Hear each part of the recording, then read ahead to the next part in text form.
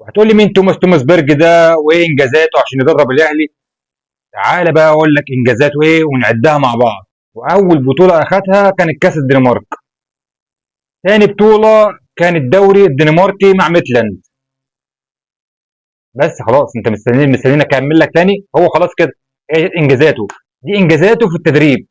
انت متخيل مدرب النادي الاهلي احصائياته معاه بطولتين؟ هي بس مع السي في بتاعه فيه بطولتين.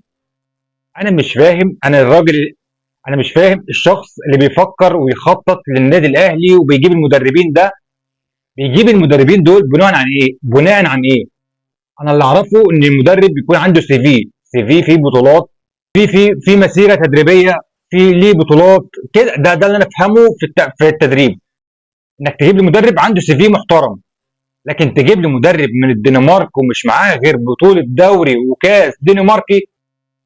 طب انت في تخيلك كده ده هيعمل ايه؟ يعني ده انت متخيل ان ده هيحقق انجازات ايه معانا؟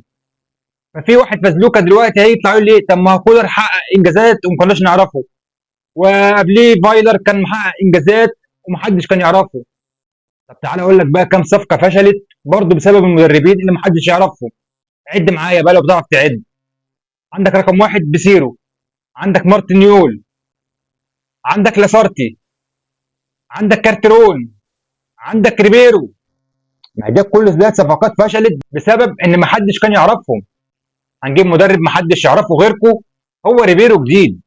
يعني انت ما تتفائلش خير. هو ريبيرو جديد. فرق في الاسماء، ده التاني اسمه ريبيرو وده توماس بيرج بس. لكن هي نفس الدايره ونفس التفكير. يقول لك ايه؟ تفكيره دفاعي. مدرب دفاعي حلو. مدرب دفاعي. هتيجي تدافع بمحمد هاني وبكوكا؟ طب ما هو برضه في عقل يا يعني برضه في عقل يا جدعان نفكر بيه. يعني انت جايب مدرب دفاعي حلو، يقول لك مدرب دفاعي.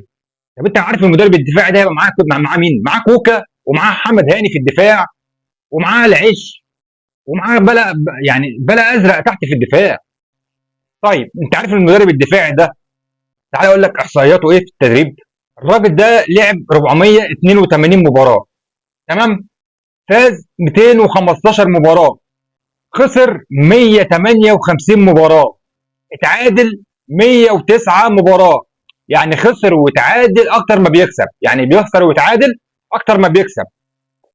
المشكله بقى مش في كده خالص. المشكله ان الراجل ده دخل فيه 635 هدف.